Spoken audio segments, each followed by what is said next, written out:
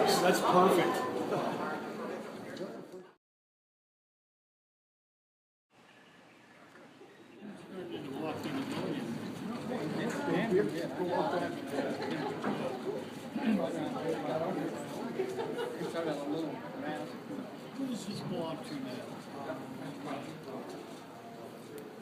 Was this the one that went up north? Yeah, I think so. What's his name?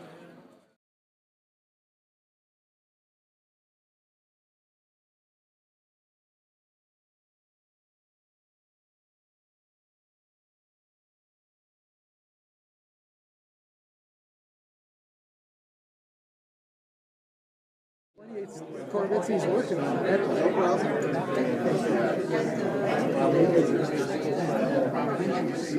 Well, welcome everybody, and it is such a pleasure and an honor to see you here today, here at the Peterson Museum for this a very special panel, a racers panel, as part of the 60th anniversary of the Corvette celebration this weekend. My name is Bill Stevens from the Velocity Channel and ESPN, former Corvette owner myself, and certainly a fan of each and every gentleman that you see sitting at this table to my left.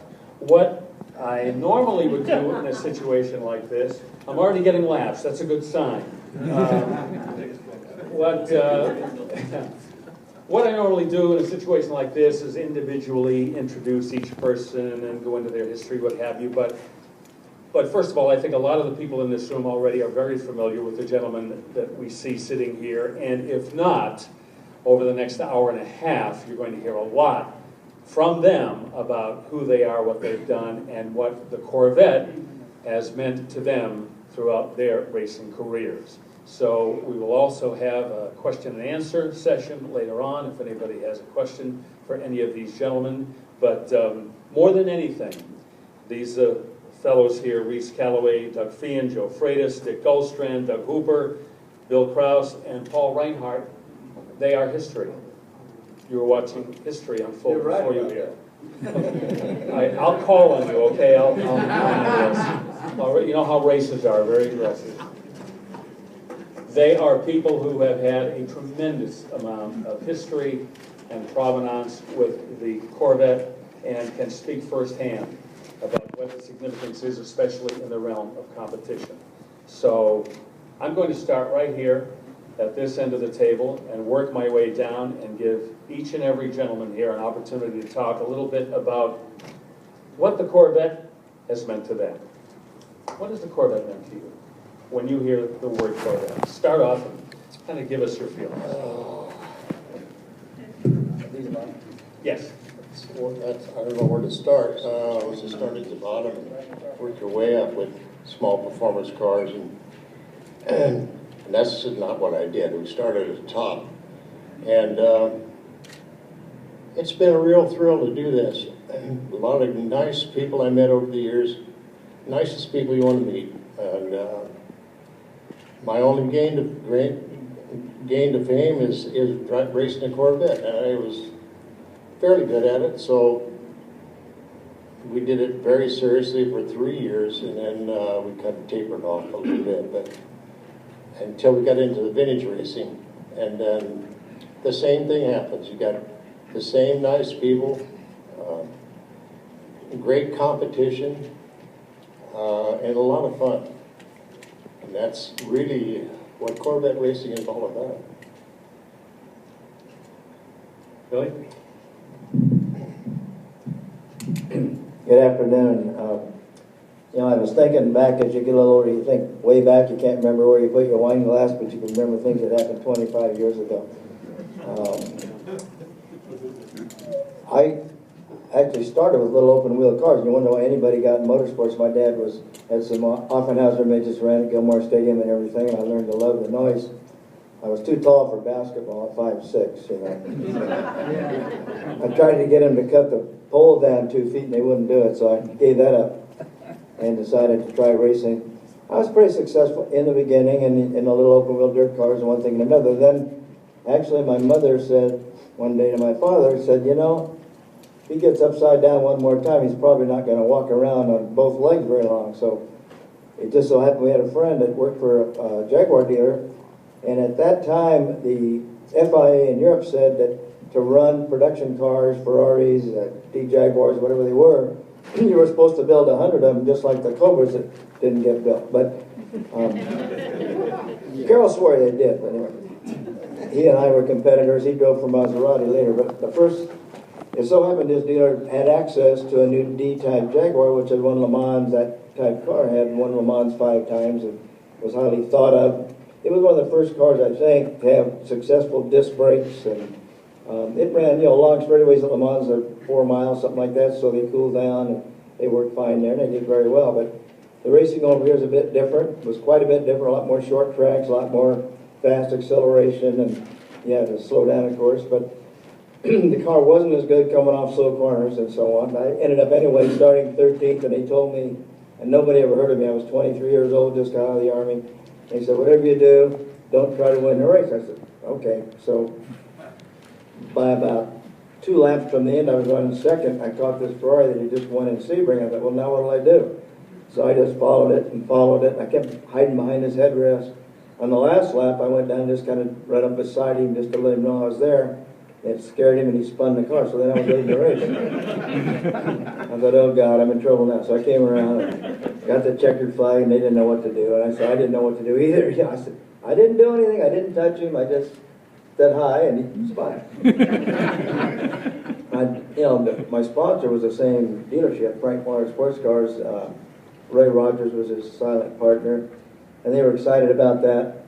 Then the next race was at a different racetrack at Pomona. This was at Bakersfield, and I finished third. He wouldn't even talk to me. He thought I couldn't drive anymore, I guess. But anyway, we had a lot of fun with that. That was amateur.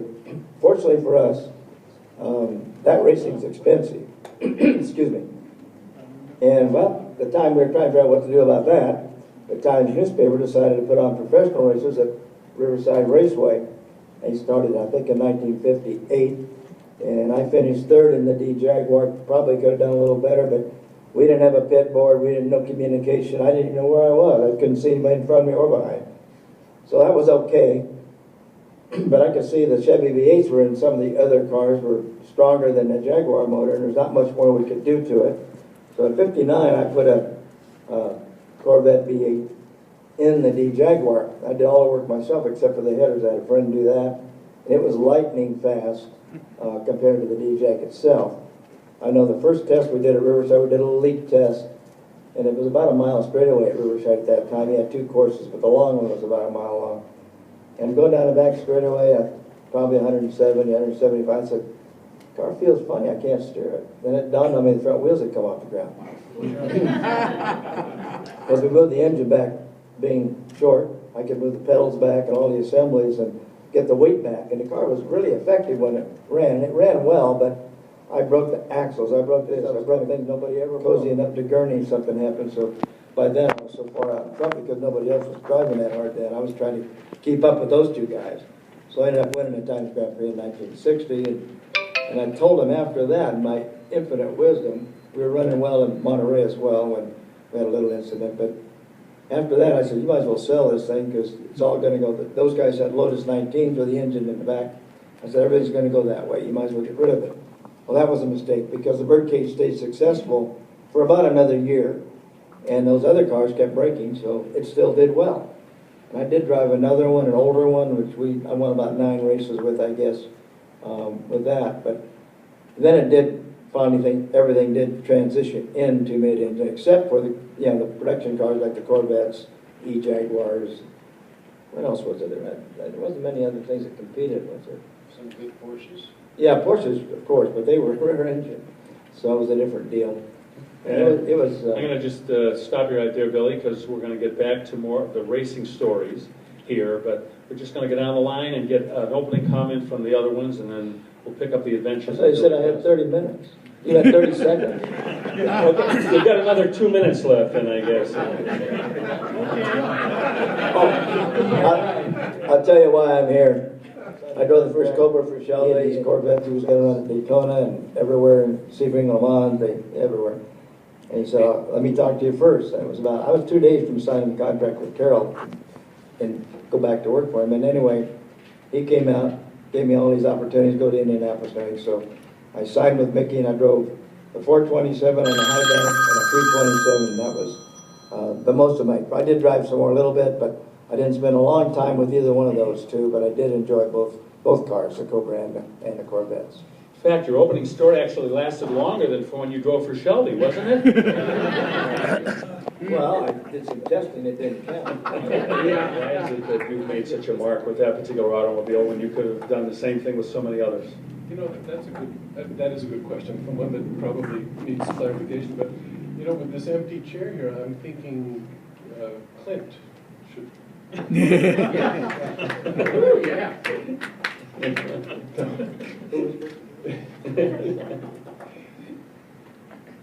You know, some days you're just lucky, I think.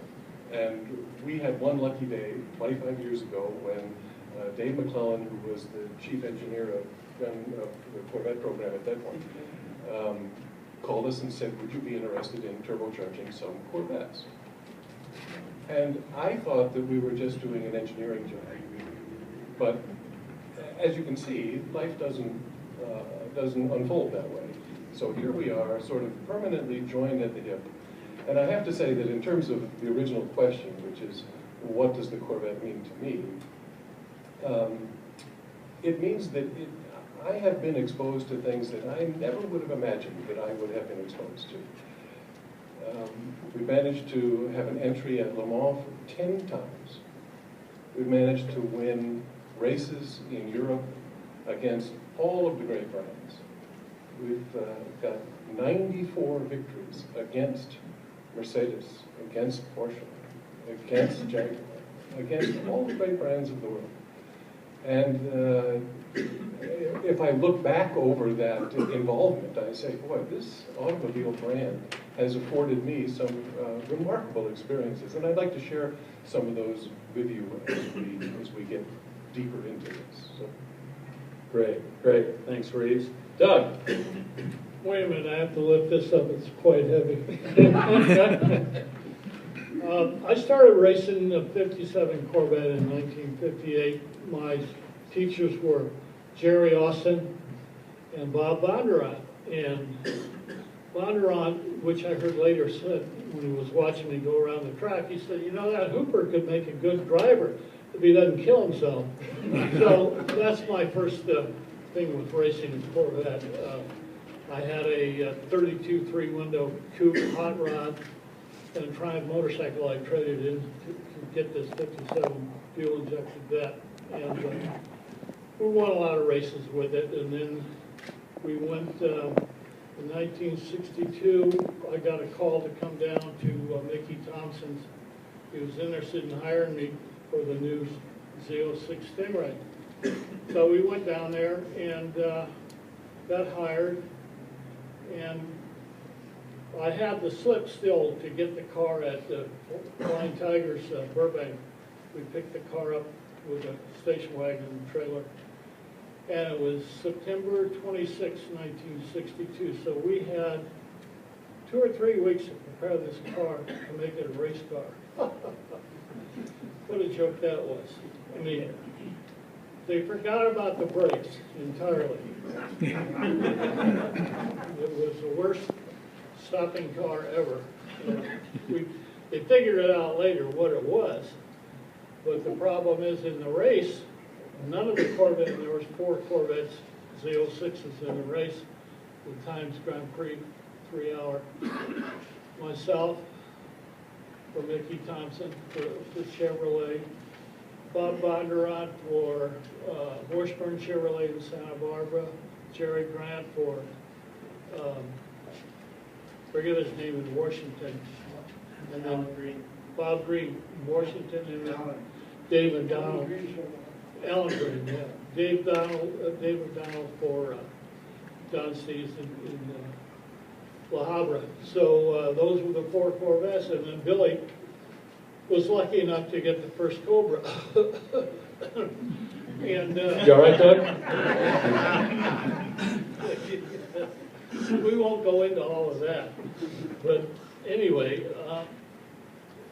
almost everybody broke except for me, so I won the race. But that started my whole career professionally. with the Corvettes. And I opened up my own business, Doug's Corvette Service, for almost 40 years. So strictly worked on Corvettes. So I have a lot of knowledge about the cars. You know, I gotta say the one thing with Corvettes is the one thing they did right was to put disc brakes on that car. Because before that, you might as well have an anchor. You couldn't stop the car. So, Kept you from slowing down. yeah, that's about it. It didn't get too hot. Dick Goldstrand? Yeah. You're, I've heard of him. What? yeah. Oh, yes. Wait. Well, you know, in Southern California, in the 40s and 50s, you were either a jock, a hot rodder, or a candy ass. And I sure as hell wasn't a jock, skinny little guy, but man, could I build an automobile. And so in the 40s, I got my first Model A and made a hell of a fun car out of it. I've been driving some sprint cars and midgets. I drove my first midget in about 1947, which is a long time ago. No, it was in 47. And Right after the wheel was in. just watch. He's such a pain in the butt. But anyway, God love him. But I survived the sprint car midget thing long enough to look at the Corvette. And of course, the first Corvette, in my opinion, was awful. I mean, 6-cylinder plastic pachyderm, you know? Here we had V8s and we're going 130 miles an hour at the lakes, and there's this Corvette, so I kind of wrote it off. But man, when that little V8 came out, it changed my whole life. That Corvette, from that point on, defined my life. I was Roger Fence's first professional driver in 1965. I won 3 West Coast championships with the car. I won the Daytona 24-hour from Mr. Penske, 12 hours a season. We set track records at Le Mans all with the Corvette. And of course, Jim Garner and I were partners in a wonderful book. So the Corvette just defined my life. And that's, see right there. That's it. Yeah. I love it. Great, thanks, Dick. Joe Freitas? Well, I grew up in Southern California, and not too far from here, a place called Fontana. And there were 3 things in your life, and it was cars, girls, and athletics. If you're on the coast, you were a surfer. You're in the mountains, you were a skier. If you're in Inland Empire, you were a drag racer and street racer. But my love for cars probably goes back watching Phil Hill race a Ferrari at March Air Force Base. And there's nothing better than the sound of a V12 Ferrari unless it's a P-51 Mustang. And so it just, there was so much talent in California, Southern California, with hot rodders, people from aircraft. It was just a mecca for anything with wheels and tires. And so you gravitated to one of them, whether it was quarter mile track racing or motorcycles. I mean, we just had it all here. And so it got in my blood real early, and as my brother said, as long as I had a wheel in my hand, I was happy. And I started out with a Studebaker pickup, which I still own to this day, and I'm almost completely restored. And my father told me, he says, you can do anything with that truck as long as you don't disturb the cows, because they'll lose production. So I would take it out in the field, and I would run it through the field and sideways and whatnot, and so that kind of set a stage there. And as we got older, as I got older, Corvette came out, and I felt the same way as Dick did, that, oh God, here's a 6-cylinder car with a power glide. That doesn't do it, but it's starting to get some styling. Then when the 56 Corvette came out, that really hit a tone or whatever. And then the 57, that was the iconic Corvette. It had the European styling, it was fast, it had fuel injection, and when I raced Corvettes, I didn't have any trouble with the brakes, but I had some later brakes on. Big donuts. So the stage was, it evolved through up to that point, and then when, like I said, the 57 Corvette came out, I was 17. So I couldn't own one, but was doing drag racing, we were racing Chevrolets and whatnot. And I remember when we got this camshaft from Chevrolet and it had green paint on it. It said it was Duntov Cam. And you know, you could have painted anything, a Buick camshaft green, and you would have called it Duntov. So that struck another point. But so anyway, that more or less set the stage. And then I went into service for 3 years, and I got out and I wanted to race. And then I met Dave McDonald, but it pretty much started way back with my heroes in the 40s and the 50s, and then guys that like to go sideways. And boy, those early Corvettes were a hell of a lot of fun going sideways. And that's what's kind of set the tone for me. And then next chapter, we'll get into the racing part. Sounds good. All right, Doug Finn.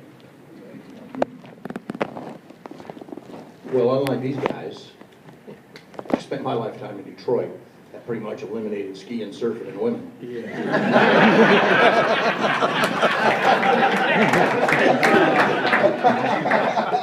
But what it did allow me was to spend a pretty intense childhood. Both my grandfather and my father were in the automotive business. I was always around race cars, and as a young man, just naturally developed an affinity for them. And a gentleman who lived across the street from me was an engineer at General Motors, and a friend of his bought a 1953 Corvette. And I can remember being just a small kid and seeing that thing pull in that driveway, top down. Got to get a ride in it. And as many of you, I'm sure, remember your first exposure to a Corvette, from that moment forward, it became an aspirational vehicle for me. We fast forward to maybe 10 years old. In those days, you had pretty much one publication, Sports Car Graphic. Anybody remember it? Yeah, thank you. Photographs were black and white. And I can remember in August, usually, you'd get the recap for the 24 Hours of Le Mans. And I thought to myself, how in the hell can you have a race that lasts for 24 hours? I was used to going out on Thursday night and Saturday night with my dad and my uncles and watching jalopies run around a 3/8 mile, quarter-mile racetrack. You know, those races lasted for about 26 minutes and had 4 cars running at the end. Now these guys are going on an 8.5 mile racetrack and running for 24 hours. I would get that magazine, and I can tell you every night I would page through that, look at those photographs until I had that article fairly much memorized, committed to memory. Never thinking I'd ever have the opportunity, number one, to even go to Le Mans, number two, race at Le Mans, or at the end of the day, win that event 7 times. So I think that gives you just a thumbnail sketch of what Corvette has meant for me. It has been a lifetime of passion and love and devotion to the brand. It's an amazing vehicle that has an amazing following, an amazing customer base, as we're witnessing here today. And that's why I get such a thrill out of participating in these events. Because there's no other brand in the world, and I travel the world racing these cars, that has the following that Corvette has. It's just been an amazing journey and an amazing adventure for me. It's been a career. Great, thank you, Doug. Well, it has been a long journey, and when we go back to the beginning of this journey, I'm sure all the gentlemen here on the panel can relate to the fact that before the Corvette, there had never really been a concerted effort by an American brand to compete in European road racing, let alone dominate or even be considered a contender. Of course, Briggs Cunningham made attempts to do it, and Donald Healy, the Nash Healy, but really the Corvette represented the first time that the United States could come up with a credible automobile to race against the great brands of the rest of the world. As fine American citizens, was the patriotic part of this venture important to you, to be able to say that America did have an automobile that could race competitively against the Europeans? Anybody? I remember when I first started, it was in the mid-50s, in that category, the Mercedes 300 SLs would dominate until the Corvettes got better. And that was the end of that. After, they disappeared after about 6 months into the 57 year, about the time the Corvettes got quick. You never saw one again. But you do now, they're worth $1 million. But nobody races them. What about your own personal experiences racing Corvettes in the beginning, along with obviously the fact that you love to race? It was something that you personally had a stake in.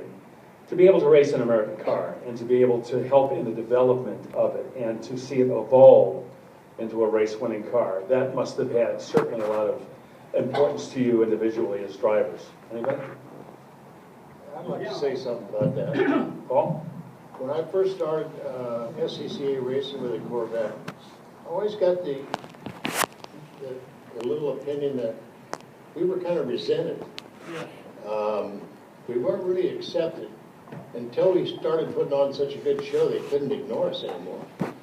And so we were really at the end of the 62 season, let's say, we were the main event. And they couldn't ignore us, and I think that was pretty good. That's about all I have to say about that. I just think that it was a great thing that Chevrolet did in bringing out that car and letting us get really good stuff. Only regret that the factory didn't help us a little more, because we were doing all the advertising for them for nothing. I may sound like sour grapes, but I still got a little hard feeling about that. And because it was expensive to do, and most of us guys were really hot rodders. And that kind of went against the grain with SCCA, I think, because we were greasy finger hot rodders that fix your own cars. Let me just jump in. And because of this resentment that you felt that these other racers had for the Corvette, didn't it give you more satisfaction when you won and you did well? Oh, yeah. It was almost like payback. Yeah. Is that how the rest of you fellows felt? Oh, absolutely. The great part about it was you built your own car and you drove it. There was virtually no sponsorship at the time. Everybody else had a factory behind them, like Ferrari or Maserati or Porsche or in that case, Mercedes-Benz. But the American kid was out there racing that car. There was a couple of items, I think Gulf Oil and a few that did some really good things with God-loving John Fitch, my dear friend. But in general, all of that, and just like he said, like Paul said, was done by young guys out of school that were building the cars and racing them. Once in a while you get a sponsor to help you, but very, very seldom, until of course later, and then it got to be the thing to do. But initially, you had to take your lunch money, put that thing together, and go out there and run it. And then, like you're saying, nobody really cared. You know, it wasn't like that was a big deal until all of a sudden you started winning races and looking good. And my God, they started lining up. You know, and that was the excitement. I think I bought my first one doing it was a used one. I think it was like $1,200. Yeah. But I heard rumors that that the factory started slipping new brakes to you guys, and they started bringing you a new brake shoe, and they brought you a new camshaft, and they started slipping parts out to help you guys beat the Cobras, or try to beat the Cobras. I don't think that was Chevrolet. I think it was brought on by people within Chevrolet. Yeah. I think the bean counters on top, they didn't know what the hell was going on. Well, I know, and but it was the little people down below give Huff status. that help stuff under the door, which I never got any of that. I got $100 a race from my sponsor. But it was a combination of the car being offered, but the hot rodders making it run with some help from key people to improve these products. But it was these guys here and many other ones that are not around that brought it to what it was. And it was a car that, I mean, even today, and I'm not advertising for Chevrolet, but even today, you can buy a Corvette so much more of a package, and your next step up, you have to spend 2, 3, 4 times the amount. And same way back then. Yes, the Mercedes 300 SL was a beautiful car. Ferrari was a nice car. But hell, they were 3-4 times as much as the Corvette. So it offered us the opportunity on our own to go racing. And as far as resentment from the other guys, yeah, there was a little resentment, but we didn't worry about them in the races. We did our own thing, and they knew to get out of the way, and we just had a hell of a lot of fun. And some of my best friends were with Alphas or MGs or, you know, stuff like that. So it was the camaraderie, and at first there was that resentment, but it was these guys, you know, that just put it together and built the Corvette for Chevrolet. It wasn't just Chevrolet. Chevrolet had their way. It might have gone the way of the Corvair. So and this man here in the modern day racing, which is entirely different. But you guys got the ball rolling for him, huh? In a small part, yeah. You know, go ahead, Doug. Here's how this works. All right? I mean, most of these guys have to tell the stories that wine in L.A. That's good. I mean, I enjoy hearing it. I was a direct beneficiary of what these guys did because they did it on their own. Until the program that I'm currently responsible for came to life, there had never been a factory-supported Corvette race program. So every race won, every championship won, whether it be SECA, whether it be Gymkhana, whether it be Le Mans, whatever, was done on the backs of these guys, their own initiative, their own money, their own effort, and a little bit sliding out the back door to try and help them at various times. And even Zora could not get buy-in. You know, the Grand Sport, the revered $1 million Grand Sport cars that are out there today, that was not done with factory support. That was done with no factory support, and when the factory found out about it, took them all back and tried to crush them all. Oh yeah. The ones that exist today, it's a miracle that they're still out there today because they were pissed when they found out what had gone on. These guys continued on regardless of what the factory said, not because of the factory, in spite of the factory.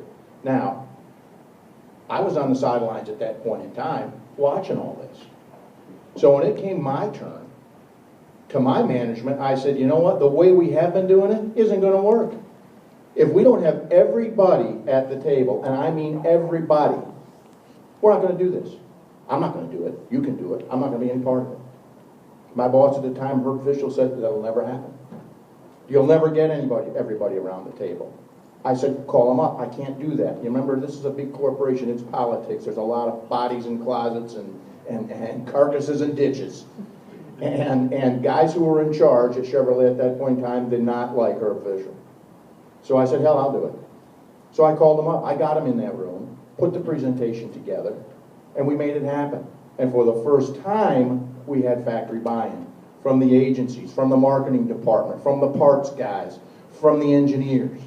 There's a reason that we've been successful in modern day, and that's because finally they've seen the light and the factory's gotten behind it. These guys' success were on the back. When was that? When did you get it going? That would be fall of 1996. It's pretty recent. Yeah. Yeah. Let me, a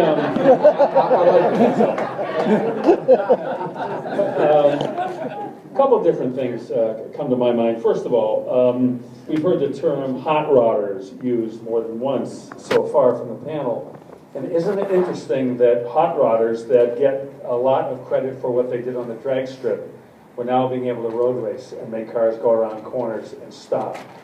Is that an indication of just how creative and innovative and how outside the box that gentlemen like you were able to think back in the day to be able to make a Corvette go around corners? It was a different girl. Well, let me tell you, when I grew up, all the guys were mechanically inclined. They didn't want the car with the best stereo and so forth. They wanted a mechanically inclined car that they could work on and learn a lot of stuff. Kids now aren't interested in the same thing that we were at all.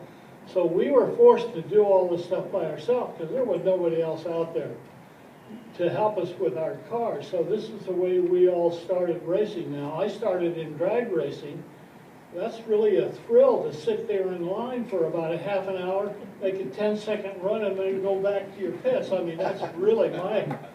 So I went to Santa Barbara with a guy with a 57 and watched what was going on in road racing. And I said, wow, that's for me. I want to do this. And so that's what got me into it, being on this pit crew and seeing all the stuff that was going on road racing. And that brought us, mostly everybody here at the table, I'm sure, are mechanically inclined. They had to do a lot of their own stuff. And that's the way we all started out. Trial and error. Wouldn't it be great if the kids would do that today, huh? I mean, get something that, you know what a base is about? Pride and accomplishment. Once you've gotten that pride and accomplishment, you never can fake it. You're stuck with it. Well, it's true, and the younger generation certainly has a different list of priorities than we had when we were car guys back in the day. How about this? When you guys were racing Corvettes back in the early years, you were racing against cars that had sophisticated overhead cam engines, independent suspensions, a lot of lightweight componentry, things like that. And the Corvette compared was kind of like a junkyard dog in terms of its simplicity and sophistication. How difficult was it to make that car competitive against these other automobiles? Anybody?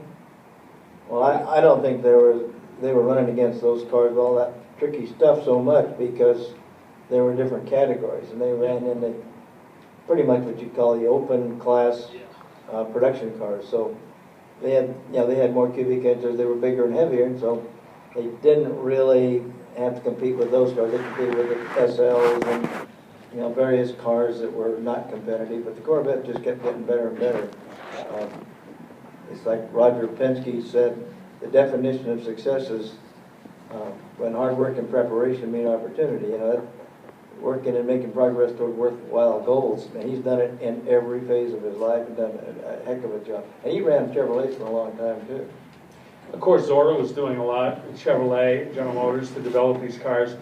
How much more did you have to do to them once you got a Corvette from Chevy to really turn it into a car that could race competitively? I think you could race it right out of the box, depending on how fast you wanted to go. Yeah. But there were, some wanted to go faster than the others, and you had to massage them over the years, but it was all in the individuals that raced them, and at what level they wanted to go, how much money they wanted to spend. But the basic product was there, and then it's how much passion you had, and these things just came about with the passion, and it was the only way to break into that type of racing, other than drag racing, to be around Ferraris and Mercedes, and be able to compete. And so I think it was just. I came in a little later after these guys, so I can't say I was with one of those early groups, and I was there just a short while. But it was just the passion and the love of these cars. It gave us the opportunity, because if you could afford something, there were English cars with tractor motors in them, and they didn't drive the same. They weren't as much fun, and the girls didn't care for them either. Detroit, so I got a minute? A little story. I got a story to tell you. A little story. This is about an XKE Jaguar and a guy named Merle Brennan. Mother of God. You talk about getting challenged. I don't know what he did, but he knew more about cheating than I did, I'll tell you that. I find that difficult to believe.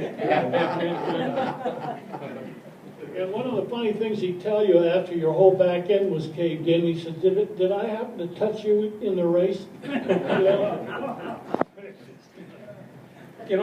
That leads to a good subject. Do all of you remember your first driving experience racing a Corvette?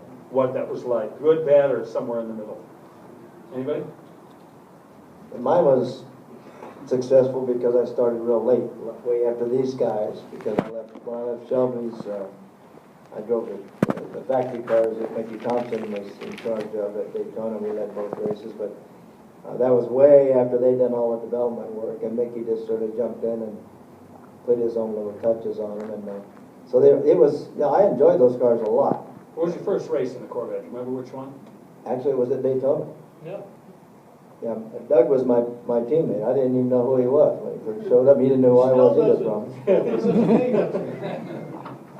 But it was the cars were pretty darn good. The only thing that I experienced at Daytona was after about 10 laps, the limited slip would stop working, and you start spinning the inside rear wheel, in the corner. And they said, it's impossible. These things work perfect. I said, come down and stand in the corner. So they did. And of course, one tire was burning up, the smoke's filling the cockpit. And I said, okay, don't drive it so hard. You won't do it. But I liked them. I enjoyed driving. Paul, remember your first tour in a vet? Yeah. I think my first race of any satisfaction, my first win, let's put it that way. We were at Cotati, and it was a race where Jane Mansfield was a trophy girl. And, you got Doug's attention on that. Yeah. And I think I qualified about 8th, which was pretty good for me about that time, because Andy Porterfield, and there was a good crowd of Corvette drivers. And lo and behold, everybody either crashed or broke, and I won. I guess it's that simple. I said, and after that, I won quite a few. But and kissed Jane Mansfield too. But that was good sense. That was my first real incentive, and Incentive to continue. I thought, man, I can do this. So we went on from there. Winning your first race, that's not a bad lead up. Reeves, how about you? Well, all these men are speaking. I'm thinking about a funny story that happened after long. When it was the mid-90s, and there was a real concerted effort on the part of the corporation to become an accepted member of the automotive establishment. The Corvette had always been sort of a weak sister, and it was a real important thing for the Corvette to be able to hold its own with any of the established European brands. So we made an early entry to Le Mans. This is way before Mr. Feehan had them wrapped around his little finger. And one of the things that you cannot control is how cars are equalized. So you're at the mercy of the regulations. So when you're sitting there with your homologation papers, and the French are looking at the specifications for the Corvette, they see V8, they see pushrod, and they see rocker arm. And honest to God, we had the technical inspector at Le Mans ask us, what is a pushrod? And we drew little pictures, and he said, oh, you mean like Briggs and Stratton? And I said, yeah, don't you think that's a disadvantage? And he said, oh, yes, it's a big disadvantage. I think you should get a much bigger restrictor. We got a bigger restrictor. And then he said, how many camshafts does this engine have? I said, well, there's only one. It's right in the middle. He said, you're not serious. I said, no, it's got one camshaft. And he said, well, clearly this is an even bigger disadvantage. And we got a bigger restriction. That was the first year that the Corvette qualified on the pole for the class. And they were only slightly embarrassed. They let that slip right through their fingers. So, step by step, we became equal with the rest of the field. Sorry for that little excursion. I like that. Doug, first time out in Corvette, what happened? You were with Billy. Oh, me? No. Later. First time for me was at Pomona, and I was in a race where they put modifieds in production all together, and I was second place behind a Cat Allard, this thing would kill me on the straightaways, and I finally got him on the last turn of the last lap, and I won the race, and I said, this is really fun. You know, that was my thing for racing. I was lucky enough to win the first 3 races that I ran that 57. I gotta say I owe a whole lot to that 57 Buick car. And I got protested up at Candlestick Park because I was beating all the Stingrays with this old 57. They had me torn down, figured I wasn't legal. Then they came to me after and said, well, you're illegal. I said, what are you talking about? He said, yeah, you didn't have a, I said, I'm a 283/30 over on stock. No, he said, that's not it. He said, you didn't have a windshield wiper motor in there, and then you can't take that out. I said, well, what would I do with a windshield wiper motor when I had no windshield? But that was their way of thinking with Corvettes. They were always looking for something to dim a spot, all the time. So I was the happiest probably when I went in and started racing Can-Am and modifieds. Because they gave us Corvette drivers a whole lot of hassle when we went through tech. They were all experts. They all thought they knew way more than we did. So we had gotten to the point once where all the Corvette drivers got together at Santa Barbara and said, if they do such and such, and I forget what it was about, we're gonna, when they drop that flag, we're gonna make a right-hand turn and drive right back into the pits. And they heard about it. I think it was Bob Bondurant's aluminum plywood, what it was. So they allowed it. Because they would have lost the whole field. We would have all gone home, we were so tipped off. So we had a lot of prejudice certain times against Corvettes, because that was not the true sports car. It had to be from Europe somewhere. So we had to live that all down. But every year, thank God for Duntov, he came out with all these things, and 57 was really the crowning thing when it was 1 horsepower per cubic inches, and he had a 4-speed, he had, you know, good brakes, he had all this other stuff designed, because he's the man that kept Corvette alive. If it wasn't for him, there wouldn't be a Corvette. I really don't think so. But he fought everybody, all the bean counters. You know, speaking about Corvettes in Santa Barbara, I don't know how many of you were around in the mid-50s, the early 60s, when they ran Santa Barbara 2 times a year or something like that. Yeah. They would. I drove my first race in Santa Barbara. Well, remember they used to get between 350 and 400 sports cars. Oh, it was unbelievable. Yeah, that's the most, other than now, the vintage races are kind of getting that many, but I mean, it took all day just to get to the main event, you know, just trying to find something to do for 5 hours before we'd finally get to run. But it was a great venue, and in my opinion of how sports car racing got going here in this country was after the World War II. A lot of guys brought back cars from Europe, and they started buying Triumphs and MGs and all these cars. They didn't know what to do besides drive them to work. And, it became a real amateur phenom to do these things, and the people that couldn't afford them wanted to go watch them. So it really grew very, very fast. We had, in 1960 at the time, we had 82,000 people. I mean, you wouldn't, That's right. I don't know if you could do that again, but it was really interesting. It was a lot of fun. There was a lot of color, and the cars were different. People were different, but the scrutineers they would just change, whether it would be Corvettes they picked on or young guys like me they picked on somebody every week. So everybody got their share of abuse during those times, but we had a lot of fun too. Yeah, years later they wound up talking to Reeves over in Paris. The scrutineers always seem to be involved.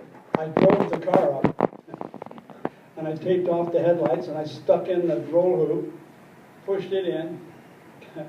I aired up the tires because I always ran them kind of low, and I was going to go racing. It was the whole big program, of course, was the parties in the parking lots. Oh my God, because I could drive over there, and I had license on it and everything.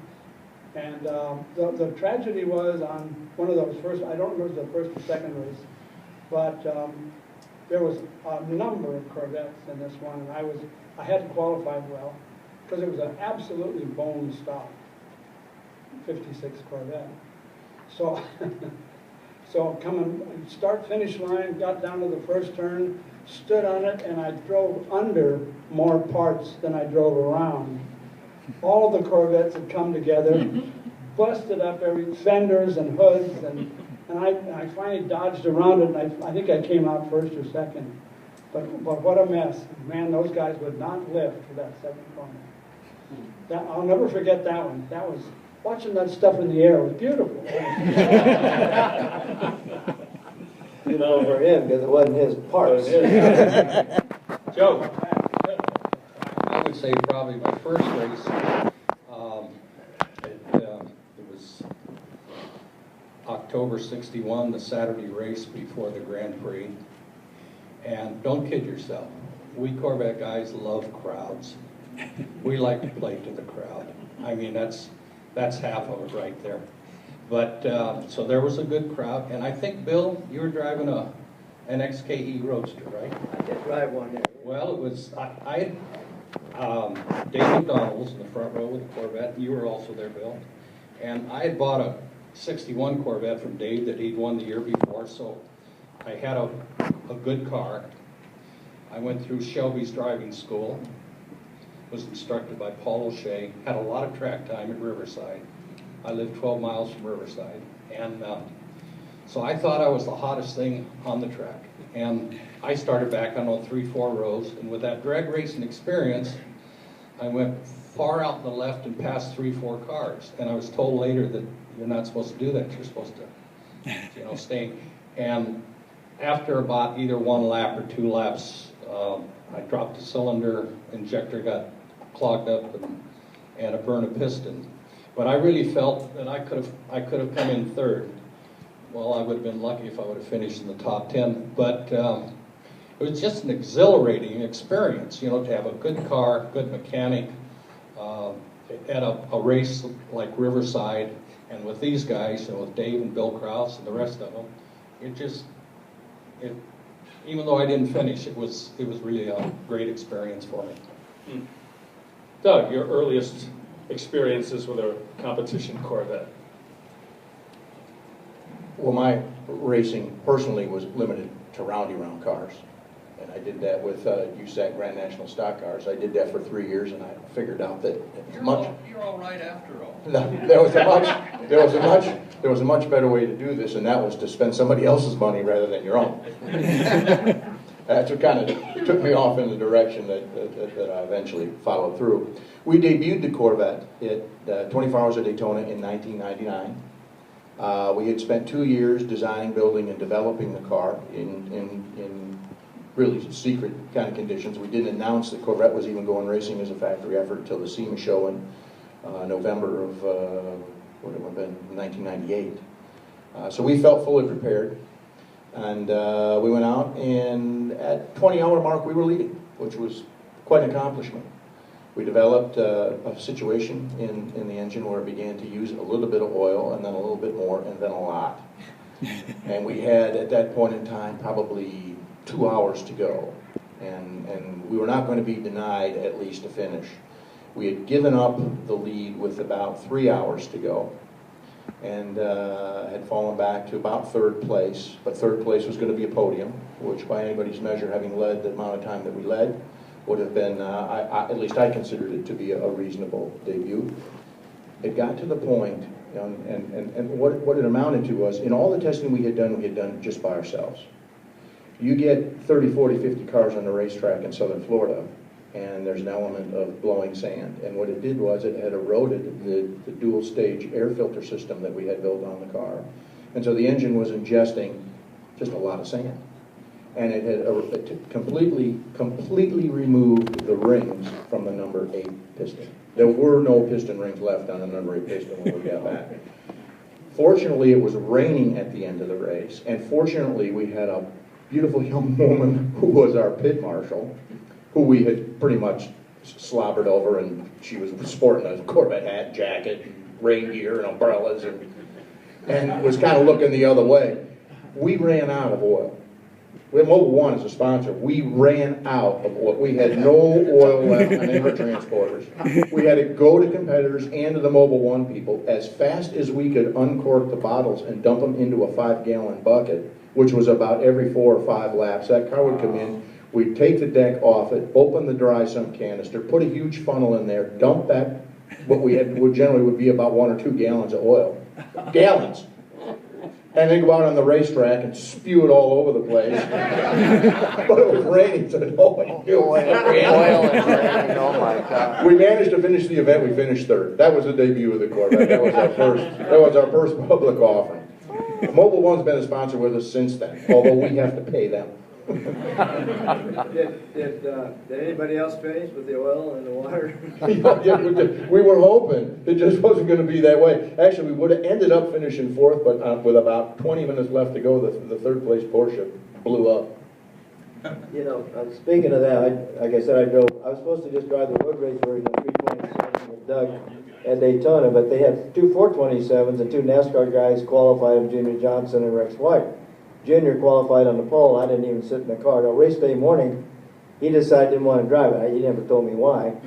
But first of all, he weighed 250 pounds. I weighed 155. So I got in and I told Mick, I said, I can't reach the pedals. So he said, okay. So he come back in about 2 minutes. He had an army blanket. He folded it up, put it behind me, strapped me in. He said, okay, go. So I had to make like 15 laps before the race. That's all I got in that 427. It just ran on the high bank. It was an international event. Anyway, after about 10 laps, I started getting with it pretty good. And I said, uh-oh, I know why I didn't want to drive, because it steered itself. It was just something with the rear suspension that they didn't quite understand, I guess. But anyway, we started the race. I ended up starting on the pole, even though I hadn't qualified the car. I don't know why they let me start there, but they did. And I led the race for quite a while. Then it started raining, like you said, but it was international, so they didn't stop. They didn't, like you. They didn't stop the race. And I thought, oh my God, I couldn't hardly hang on in the dry. What am I going to do now? And it was actually sideways all the way down the front straightaway where the little kink is, and I kept thinking I was going to die every lap. But we finished 3rd, and the thing was, that way that was set up too, the oil pan pickup was off to the right when you were around the banking, so you'd always get oil if the oil was low. So it got to where during the race, toward the end, it had no oil pressure in the straightaway because the oil wasn't being pushed to the outside. So I'd have to back off down the straightaway and wait till I got to the bank and stand on up through the bank. When oil pressure dropped off about halfway down the straightaway, back off again. But we ended up finishing 3rd with that 427, which is a tribute to that motor, because you know, I don't know why it didn't blow up, but somehow it didn't. It was a lot of fun, but it was a challenge too. Well, let's see, 1962, as Billy, you can attest, Carroll Shelby weaseled his way into road racing here in America, and by 1965, the GT350 is now the car beat in the production, and Mr. Shelby's no longer with us, so maybe now you can say how you really feel about how that car and what he did impacted the Corvette world. With Cobra? In terms of the fellas that were racing Corvettes, the Cobra really changed the course of what had been happening. How did you guys deal with that threat, and how did you perceive what he was doing? It's called retirement. You talked to the Corvette guy, yeah. I'll tell you, Anyway, I ran in the first race with the Cobras. So it was an absolute total shock to the Corvette drivers that here is a brand new car that we hardly even heard about. It's 1,000 pounds lighter. It has disc brakes. It just ran away. There's nothing else I can say. Power to weight. The Corvette was about 3,200 pounds. It was, you know, a little bit less than a pickup truck. And you couldn't take any weight out of the Z06 because it was a coupe. He had the right idea when he built a Z06 Roadster. And they were so political that he had taken the windshield off. They made him put the side, weld the side windows back on. They said, that's against the rules. You can't do that. But he says, I don't have a windshield. It doesn't matter. You can't take these posts off. So that's what they did to Dick, because Dick had the right idea. Here's a car a lot lighter than the coupe. It handled better because you had more support, I think, on the frame. So it was a better car all the way around than the coupe. But Shelby, we weren't ready. We weren't ready. for this Cobra at all. It was a hot rod, and he had the best drivers, the best mechanics, the best everything. Money was no option with that Ford, and they did a whole lot in their 3 or 4 years of racing. They won everything. Yeah, but in the beginning, that's not exactly true. I was the only driver.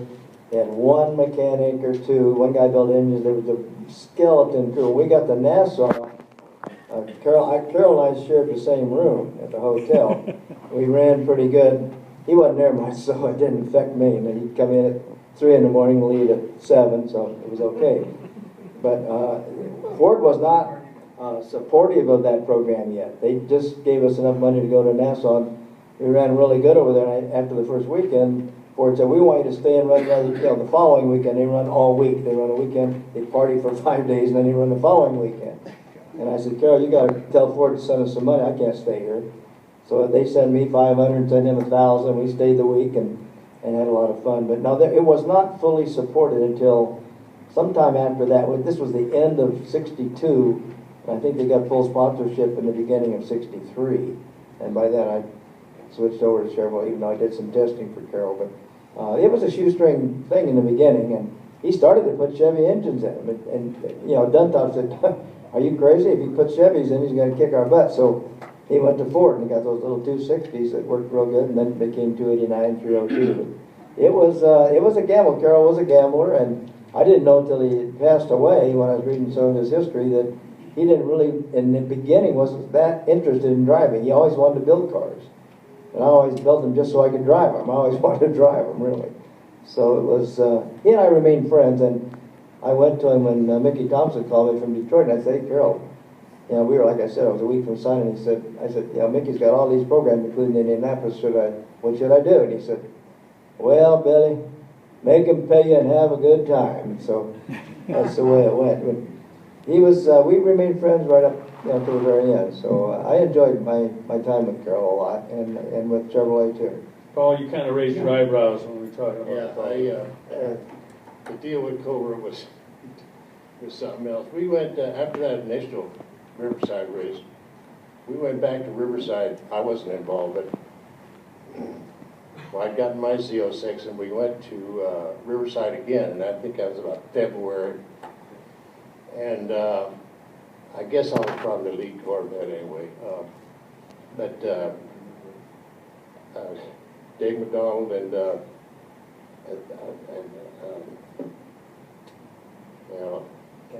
Ken Miles. And they had those things sorted out really, really good. And every time I saw those Cobras show up, they had something new. They went from 260 motors to 289. Next time I saw them, they had Webers on. Next time they had Halibran wheels, and on and on and on. But anyway, this February race, they just kicked our butt so bad that Sunday I lost a tire, and I was just tickled to death that I didn't have to get killed that bad again. They spanked our butts so bad. But anyway, after that race, we got home, and some of the Corvette guys were pretty upset about it, and they made it known. And Gordon Martin from the San Francisco Chronicle wrote an article, and he'd love to stir stuff up, and he did a good job. And all the Corvette drivers in Northern California were the ones that were really bitching bad. And Red Ferris was one of them, and I might have had a word or two to say too, but because they killed us so bad, we didn't have a chance. But anyway, this got back to Carroll Shelby. He sent him an article, I think, Gordon Martin did. And Carroll, it wasn't a week. I get this little package in the mail, open it up. It's a snake bite kit from Carroll Shelby. Damn, that pissed me off even worse. But anyway, after a while, I got the humor of the whole thing, and it's kind of funny and pretty damn clever, too. So anyway, I still have the snake bite kit. Carol, in the beginning, we were talking about a lot of money. He had one street Cobra that he built at Dean Moon's place that he drove around and found out it was better than he expected. And then he got 2 more chassis and sent one. They made him send one to the NASCAR guys, Holman Moody, before we went to to Nassau. But we only had one race car and the one that he sent there.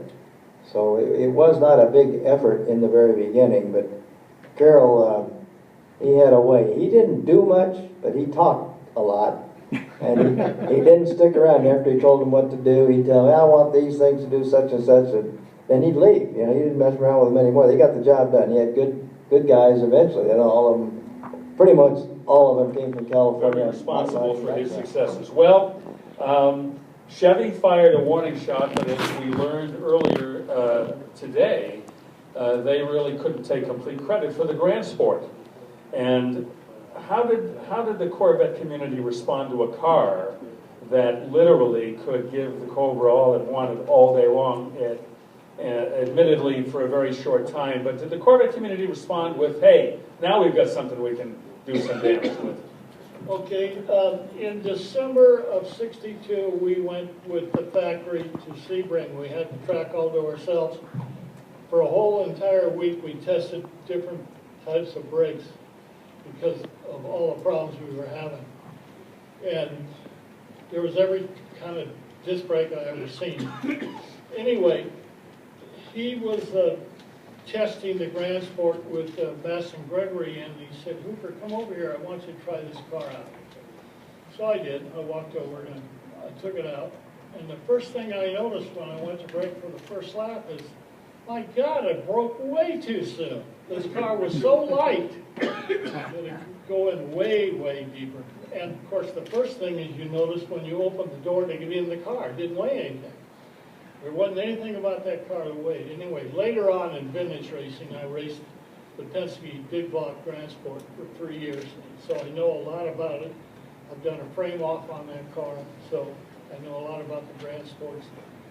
And they came out to beat the Cobras. They said, dumped off at the race that I won at Riverside said, we got our racing cut out for us.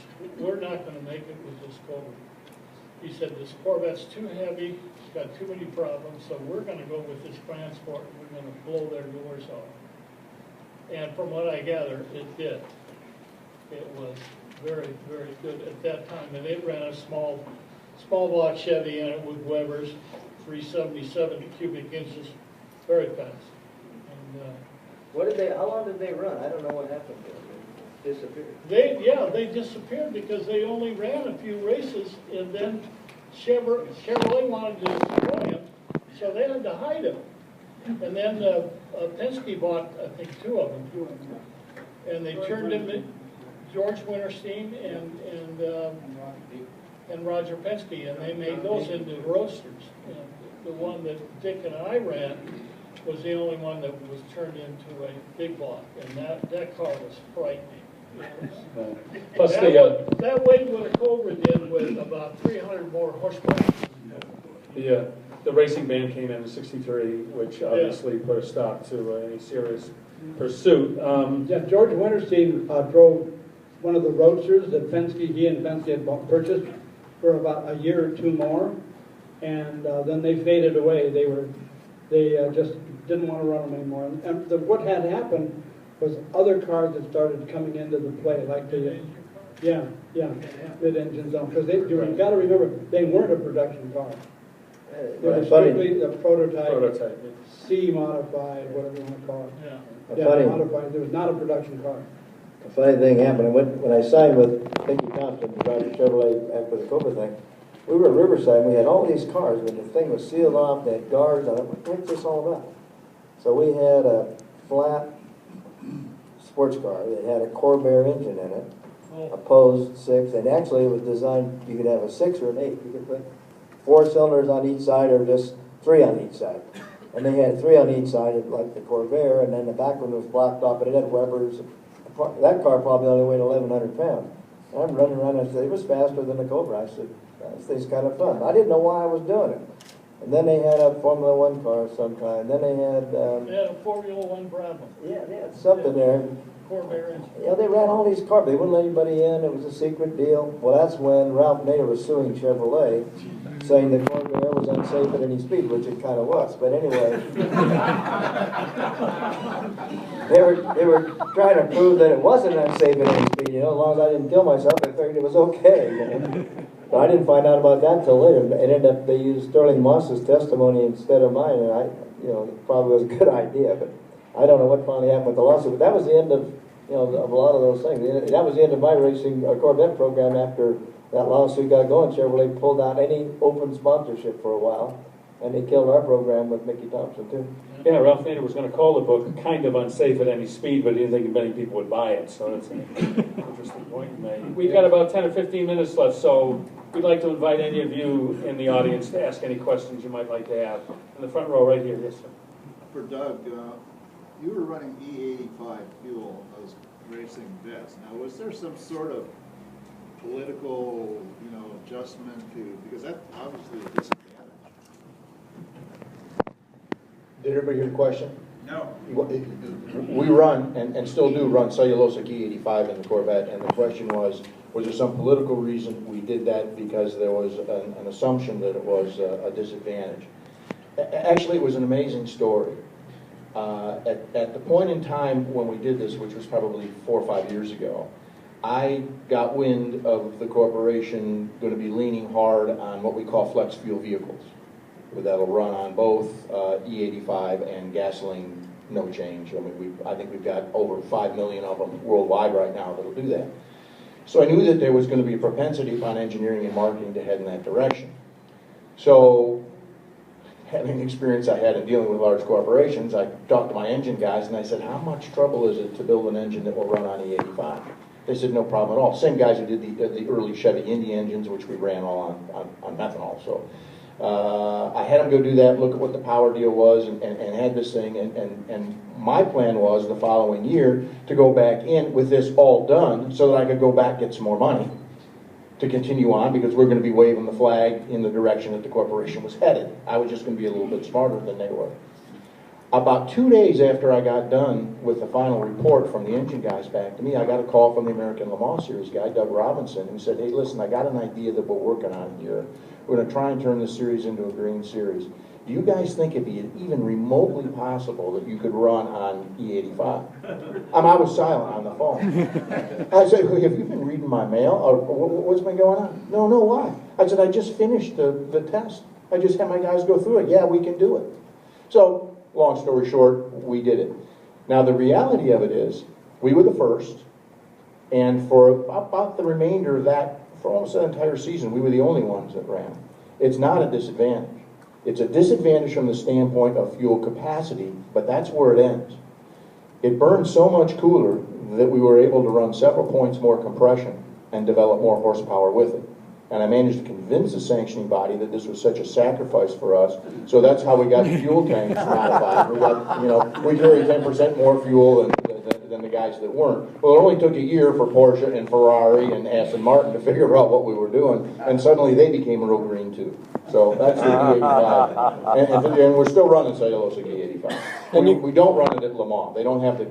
And it's an interesting story. They'd love to run it at Le Mans, but all the storage tanks in Le Mans are underground, underneath your pit stall, underneath your pit box.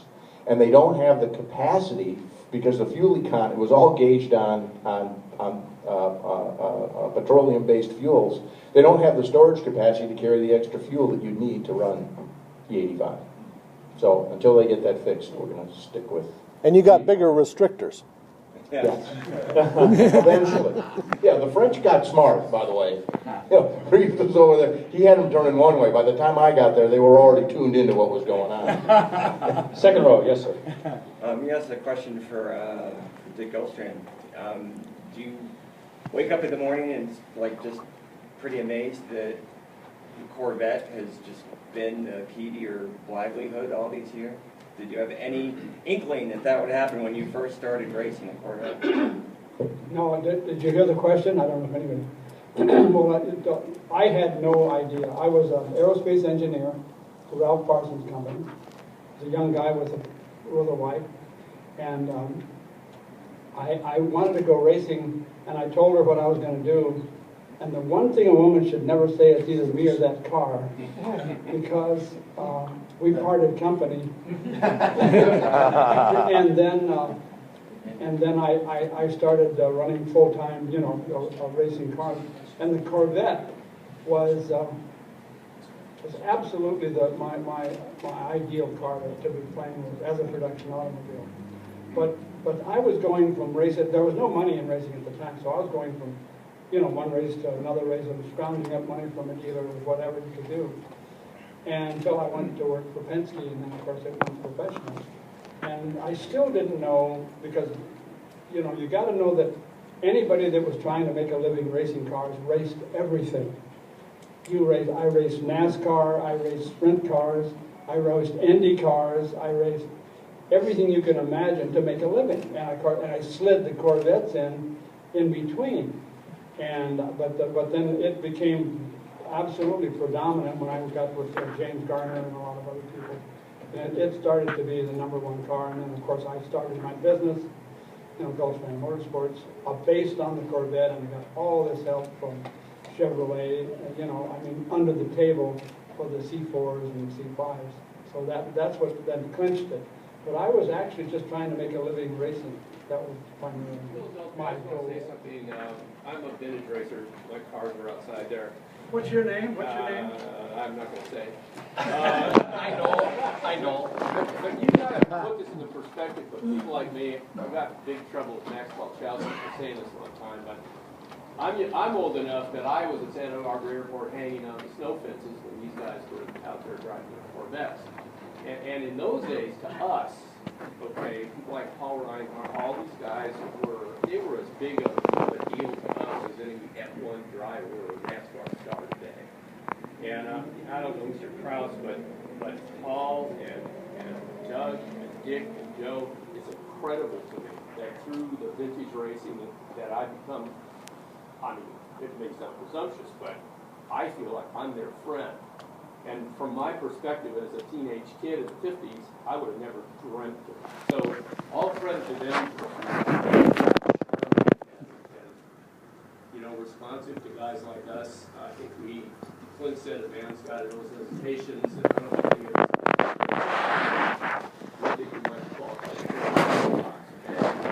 So I just want to say, they've all heard this from me before, but I just want to say that, and I want to say all credit to the NCRS, the Peterson Museum, and Chevrolet for making this happen. This is the heritage. These guys, to me, are the guys who turned the Corvette into a credible piece that people respected. Before that, it was like, yeah, right. Well said. Well said. As I said at the beginning of our presentation, you're looking at history sitting before you right now. Yes.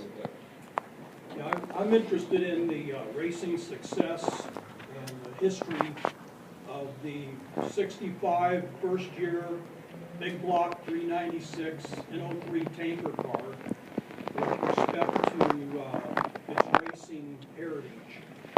I had the opportunity to have a brand new 65 big block N03 tanker car off the showroom floor when I was at the age of 19. It was my daily driver, not knowing until recently that there were only 41 of them made in the world, that I had 1 of 3 in the state of Ohio. So I went to Navy and had to sell it. It was a $5,700 car off the showroom floor, which today may be $200,000 or $300,000. That was kind of my sacrifice to my country to go in the Navy, because they said it's either that or you're going in the Army to Vietnam. So I'm kind of interested with the fact that it's the first year of the big block, first year of 4-wheel disc brakes, but it had the N03 tanker car. They made 41, which leads me to believe GM did that in order to qualify for racing, to have it race competitive on the track, because they had to sell so many to the public, I guess. What do you guys, any of you know about It was FIA certified, it did racer. Totally had one, written off, great skirt with it, the 396. I'll be happy to talk to you later. You and I can visit. I got lots of history. Jim Demner of the Race Car Registry there. Real short. I have a gentleman here frantically waving his hand, and then if we have time, we'll come back. Yes. I'm Charlie Pedance from Riverside. I was a volunteer ticket taker out there. So but my question's for Dick Goldstrand, and I'm wondering if you can enlighten us on the difficulties of developing a natural gas burning Chevy V8. Transport 90. Transport 90. Well, that was self-serving. That I wanted to build a thing called a GS90, and didn't have any. You know, we learned how to make a small fortune building special cars. You take a very big a fortune and build these cars, and you end up with a very small fortune. We learned that real quick. But the gas company was a very good friend of mine. Was one of the managers of the SoCal gas company. And he said, what should you do to really promote us? We want to get everybody on natural gas in trucks and vans and so on through the communities around the country. So I said, well, why don't we build something that's really exciting and we can take it around. So, you know, to promote your product, which of course is natural gas. So on that basis, we developed what they call the LT5 engine, you know, the 4-cam Chevy engine, and ran it on CNG, on compressed natural gas. And a guy named Stuart Van Dyne and I developed the engine, got rating 450 horsepower, but there isn't a van in the world big enough to carry enough compressed natural gas to get around the block. So we did development, we did run it, we showed it for them. They did what they wanted. They got a lot of communities all over the United States running on natural gas, which is a great idea. If you can fill it up in the morning and fill it up again at night, you know, so you have the source. And they were really, really happy with it. They paid for most all of the program. And if you've ever seen my GS90, I'm really proud of it. I think it's here, isn't it? Yep. Did they bring it? Yeah. Well, the one of them's here. It's not on natural gas. That was the one that belonged to the company. But the rest of them are on gasoline. Yes, real quick. Doug, you used to have a picture on the wall in your shop of a big cloud of dirt going up in the air with a corner of a fender of a Corvette sticking out of it. Can you remember that, and can you tell us what that was about? Okay, that was over an Andy Gump or something. No, Andy, let me tell you what. That was at Santa Barbara. Yeah. That was went right across in front of me, hit that berm, shot straight up in the air. I'm looking underneath the car. The flywheel came out and cut all the pedals off. Ozzie Pole bought that car from me, and that was his second race. I was racing the C-Modified, the Alligator Special at Santa Barbara that weekend, and he was running the Corvette. And anyway, he came down this one straightaway, and you're supposed to make a left and go around, so forth. Well, as he downshifted, the flywheels just exploded. Okay, came up, got the master cylinder, broke the end of the transmission off, so that was down. So he had no brakes, no nothing. So he just flew across this field, and here comes Goldstrand, and so it's like this in the picture. That picture made National SCCA magazine, made everything. And anyway, the guy was in the Air Force at the time, Ozzie Pole. We called up his parents and said, Ozzie's had a slight accident with the car. Could you come see him? Where is he? He's in a hospital, but he's okay. So they're up there having a leisurely breakfast in Santa Barbara, and they just happened to get the local paper, and they open it up, and here's Ozzie flying through the air. So they right away went to the hospital. Only thing that happened to him is that he broke, I think, his little toe, and some really bad bruises from the belt. But that car was just absolutely destroyed. Where did the car end up? In my shop, I sold it for $75. But I mean, where did it land? It ended up in a marsh, like about 10 feet from a big parking lot for a. Yeah, just. Life magazine had 3 stop-action pictures of it, and the center picture was as it's flying over the Andy Gump, with the wide open door and a guy standing there going, oh my God. That's not what he said, Hello? Front row right here. Yes. When you gentlemen were getting help from Chevrolet out the back door, how were they notifying you of which options were coming to order the cars? We didn't get help until the Riverside race in '62. We never got nothing from Chevy until then, and that's when they sent us 4 Z06s with 4 different drivers and so forth and so on. I was thinking of the mid-years and that early 70s. No, we were the bastard children, man. We were the West Coast. They didn't care about us. Could I regress here a little bit, and I'll try to be quick if you have questions. In 1962, when this race came up in Riverside with the Cobras, Billy was driving with the Corvettes and the Cobra. I got it from a good source. I was looking, what do I do next? I sold my race car. It's time to move on, conquer the world. And I was told by a good source, don't buy a new Corvette. They're not going to be competitive.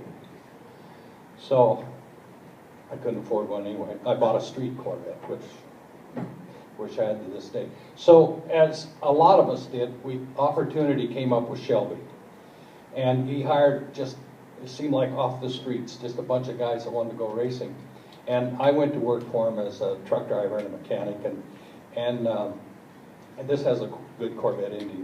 But Carroll was a very generous person. When he got his first car running, he brought it out to Riverside and he says, take it around the track, see what you think, but it has 0 oil pressure on the turns. So sure enough.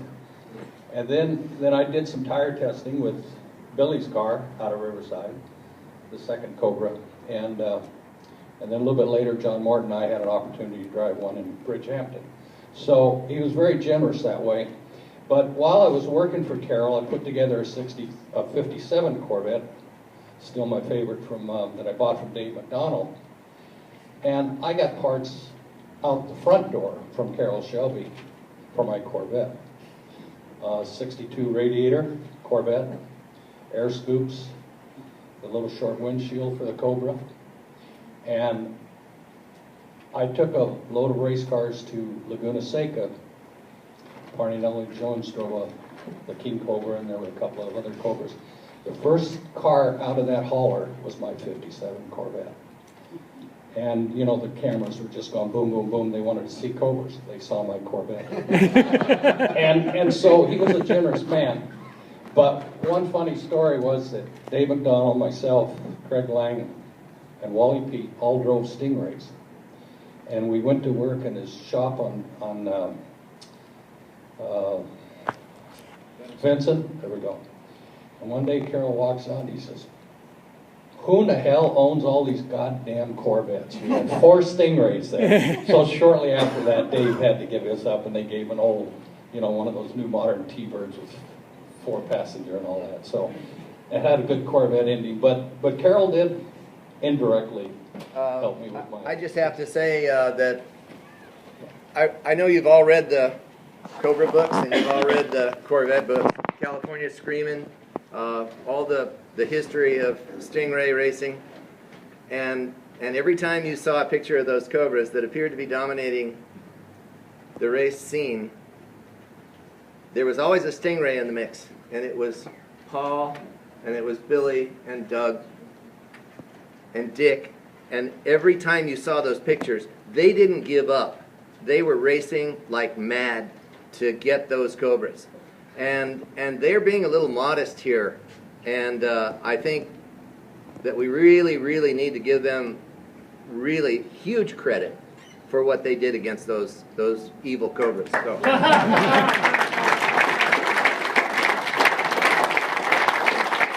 And on that note, we thank you all for attending the races panel here today. And posters. Yes, we hope you enjoyed it as much as I'm sure these gentlemen enjoyed having some stories to share.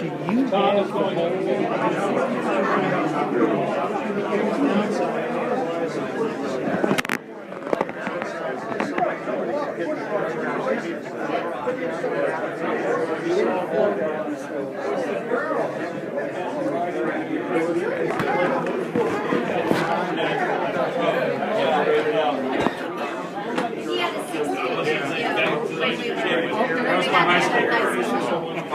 And he turned around and he came into our son for the senior project. The level of appreciation we've created for you. Talk about your car you used to have. So my dad got Joe Freitas, and Dick Goldstrand is here.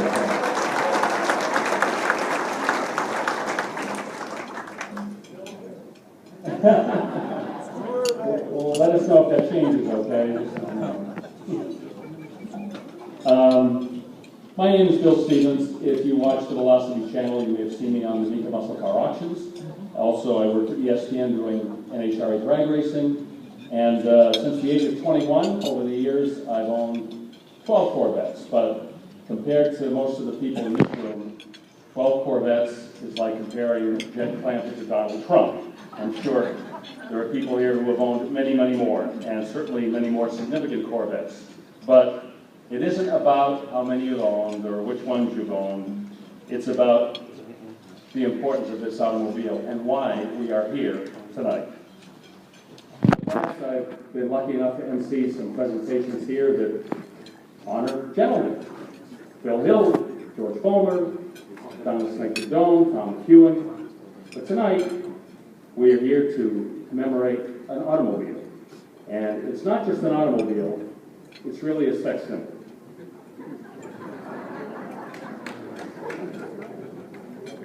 Why did Bruce Meyer get embarrassed when I said that? Not you, Bruce.